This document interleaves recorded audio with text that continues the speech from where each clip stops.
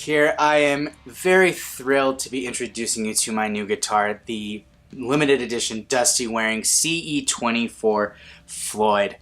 And holy crap, I've just been having the best time. I opened this up just yesterday afternoon. Didn't really have a lot of time to play it, but I just wanted to get it out of the box and just give it a good, thorough once-over.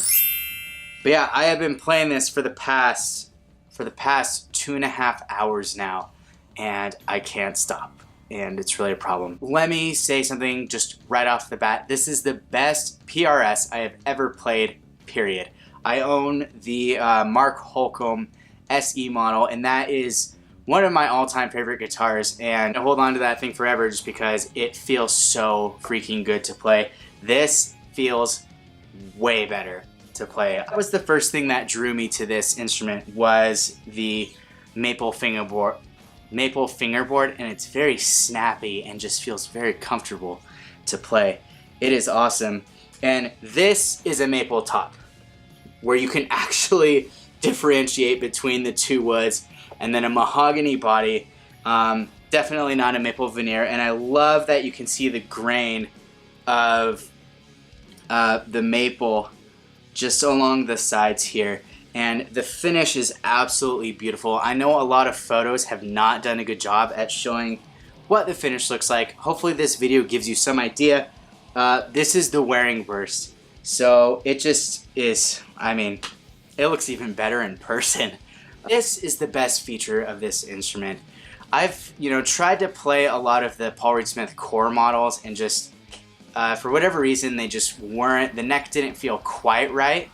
And what Dustie Waring designed was he made the neck, it's a pattern thin neck, but he made it thinner from the front to the back, and it's just, it feels so ridiculously comfortable to play. It's just really, oh my gosh, just really an awesome guitar. The one thing that I will call out here, and I reached out to PRS customer service about this, and they said it was fine, and I've talked to a couple of other guitar players that I know, and they also said it's not a big deal, it's not going to affect anything, but the neck joint, and I might have to post some pictures in this video, but the neck joint has space in it on the treble side of the neck. I don't know if you can see that here, versus the bass side of the neck. The bass side is a lot more snug to the neck joint than the treble side. That kind of bugs me, to be honest. I mean, everything else is absolutely perfect, and really, that's the only thing that I would call out. But when I reached out to PRS customer service, they said, we like to leave a little bit of space, and that's usually a standard with most of our bolt-on models. If anyone could contest that, or I don't know, just say so in the comments. After playing it, it has just stayed in tune phenomenally, obviously because I have a locking nut here. Another thing that I really like is Paul Reed Smith guitars, just, they know how to do finishes, and this is such a thin finish on here, so it doesn't dampen the wood at all, and it is such a loud guitar. Like,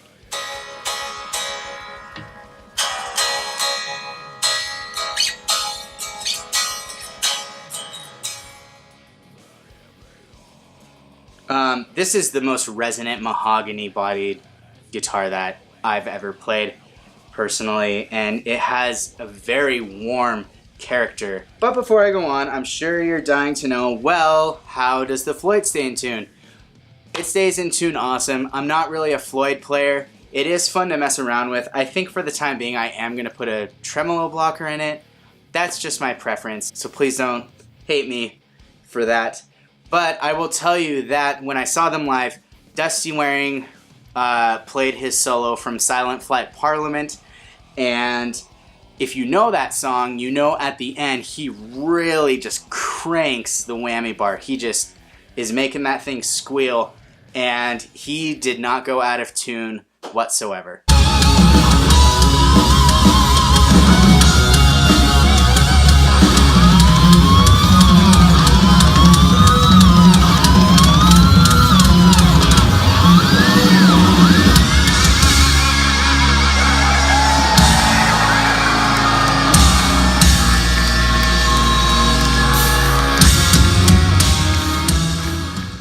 he was able to keep playing. It sounded absolutely phenomenal. So no worries there. You are going to get a very good tremolo system with this guitar if that's something that you're into.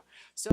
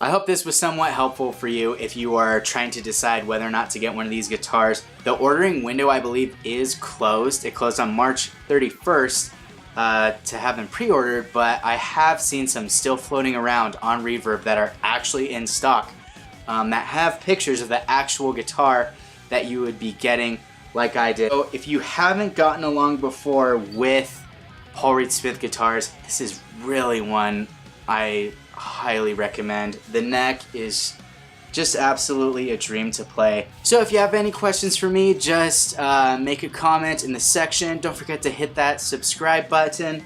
And I don't know, I'm just gonna go write a song with this because I just feel so inspired by it right now. So peace, I'll talk to you guys soon.